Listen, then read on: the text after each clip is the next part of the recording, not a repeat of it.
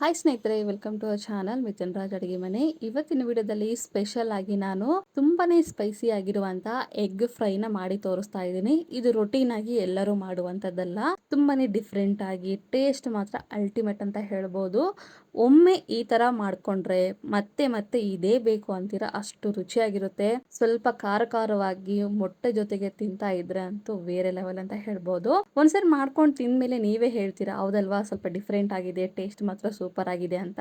ಮೊದಲನೇದಾಗಿ ಒಂದು ಬೌಲಲ್ಲಿ 6 ಮೊಟ್ಟೆನ ಹಾಕ್ತಾ ಇದ್ದೀನಿ. ಎಲ್ಲವನ್ನು ಸ್ವಲ್ಪ ನಿಧಾನವಾಗಿ ಹಾಕೊಂಡು ಎಷ್ಟು ಬೇಕೋ ಅಷ್ಟು ನೀರು ಹಾಕೊಂಡು ಇದನ್ನ ಕುದಿಯಕ್ಕೆ ಇಡ್ತೀನಿ. ಸ್ವಲ್ಪ ನಿಧಾನವಾಗಿ ಹಾಕೊಳ್ಳಿ, ಸ್ವಲ್ಪ ಹೊಡೆದ್ರು ಕೂಡ ಫುಲ್ ಸ್ಪ್ರೆಡ್ ಆಗಿಬಿಡುತ್ತೆ.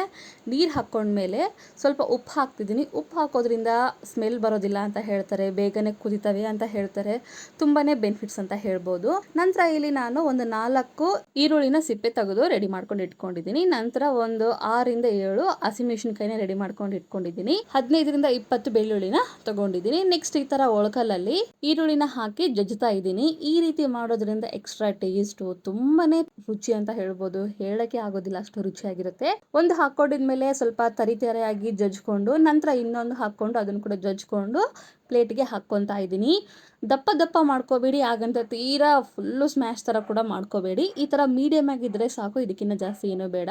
ಒಂದು ವೇಳೆ ನಿಮ್ಮ ಹತ್ರ ಒಳಕಲ್ಲು ಇಲ್ಲ ಅಂತಂದ್ರೆ ಯಾವ್ದಾದ್ರು ಒಂದು ಕಲ್ಲಿನ ಸಹಾಯದಿಂದ ಆದ್ರೂ ಈ ತರ ಜಜ್ಕೊಂಡು ರೆಡಿ ಮಾಡ್ಕೊಂಡು ಇಟ್ಕೊಳ್ಳಿ.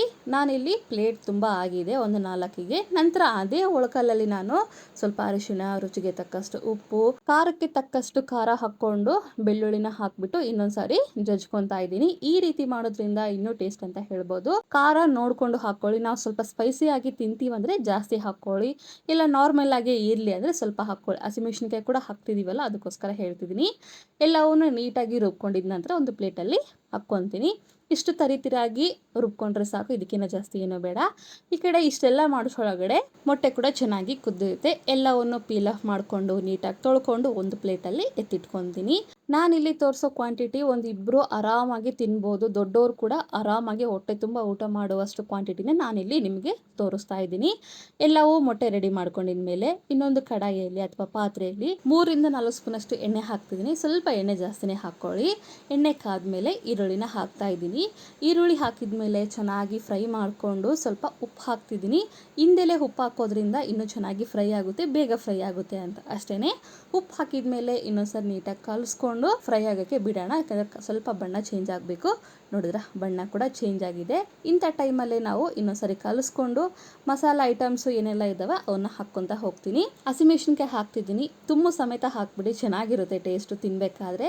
ಜಜ್ಜಿರುವಂಥ ಬೆಳ್ಳುಳ್ಳಿ, ಖಾರ ಅವೇನೆಲ್ಲ ಇದೆ ಅಲ್ವಾ, ಅದನ್ನು ಕೂಡ ಹಾಕ್ಬಿಟ್ಟು ಇನ್ನೊಂದ್ಸರಿ ಲೋ ಫ್ಲೇಮಲ್ಲೇ ಇಟ್ಕೊಂಡು ಗ್ಯಾಸ್ನ ಕಲಿಸ್ಕೊತೀನಿ.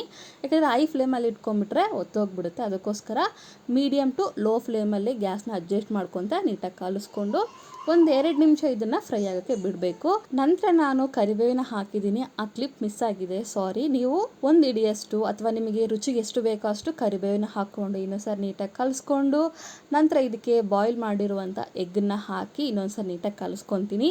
ಇಲ್ಲಿ 5 ಎಗ್ಗನ್ನ ಹಾಕಿದ್ದೀನಿ. 1 ಎಗ್ಗು ಸರಿಯಾಗಿ ಕುಕ್ ಆಗಿಲ್ಲ, ಒಡೆದೋಗಿದೆ. ಅದಕ್ಕೋಸ್ಕರ ಅದನ್ನು ಬಿಟ್ಟು ಓನ್ಲಿ 5 ಎಗ್ಗನ್ನ ಮಾತ್ರ ಹಾಕಿದ್ದೀನಿ. ಲೋ ಫ್ಲೇಮಲ್ಲೇ ಇದನ್ನು 2 ನಿಮಿಷ ಕುದಿಸ್ಕೊಂಡ್ರೆ ತುಂಬಾನೇ ಸಿಂಪಲ್ ಆಗಿರುವಂಥ ಎಗ್ ಫ್ರೈ ರೆಡಿ ಆಗುತ್ತೆ. ಮಾಮೂಲಾಗಿ ಮಾಡಿರುವಂಥ ಎಗ್ ಫ್ರೈ ಅಲ್ಲ, ಸ್ವಲ್ಪ ಡಿಫ್ರೆಂಟ್ ಆಗಿ ಹೊಸ ರುಚಿಯಲ್ಲಿ ಮಾಡಿರುವಂಥ ಎಗ್ ಫ್ರೈ ಅಂತ ಹೇಳ್ಬೋದು. ಬಿಸಿ ಬಿಸಿ ಅನ್ನದ ಜೊತೆ ಈ ಎಗ್ ಫ್ರೈ ತಿಂತಾ ಇದ್ರೆ ಆಹಾ ಅಂತ ಹೇಳ್ಬೋದು. ನೀವು ಜಸ್ಟ್ 2 ಮಿನಿಟ್ಸಲ್ಲೇ ಮಾಡ್ಕೋಬೋದು. ನಾನು ಮತ್ತೆ ಹೇಳ್ತಿದ್ದೀನಿ, ಜಾಸ್ತಿ ಟೈಮ್ ಕೂಡ ಹಿಡಿಯೋದಿಲ್ಲ. ಒಂದ್ಸಾರಿ ಈ ರೆಸಿಪಿನ ಟ್ರೈ ಮಾಡಿ, ನೀವೇ ಹೇಳ್ತಿರೋ ಕಾಮೆಂಟ್ ಬಾಕ್ಸಲ್ಲಿ ಅಷ್ಟು ಚೆನ್ನಾಗಿ ಬಂದಿದೆ ಅಂತ. ಖಂಡಿತ ಈ ರೆಸಿಪಿನ ಟ್ರೈ ಮಾಡ್ತೀರ ಅನ್ಕೊಂಡಿದ್ದೀನಿ. ಸಿಂಪಲ್ ಆಗಿ ಮಾಡ್ಬೋದು, ರುಚಿ ಮಾತ್ರ ಅಲ್ಟಿಮೇಟ್ ಅಂತ ಹೇಳ್ಬೋದು. ಈ ವಿಡಿಯೋ ಇಷ್ಟ ಆದರೆ ನನ್ನ ಚಾನಲ್ನ ಲೈಕ್, ಶೇರ್, ಕಮೆಂಟ್ ಮಾಡೋದನ್ನು ಮಾತ್ರ ಮರಿಬೇಡಿ, ಓಕೆನಾ? ಮುಂದಿನ ವಿಡಿಯೋದಲ್ಲಿ ಮತ್ತೆ ಸಿಗ್ತೀನಿ. ಅಲ್ಲಿವರೆಗೂ ಟೇಕ್ ಕೇರ್, ಬಾಯ್.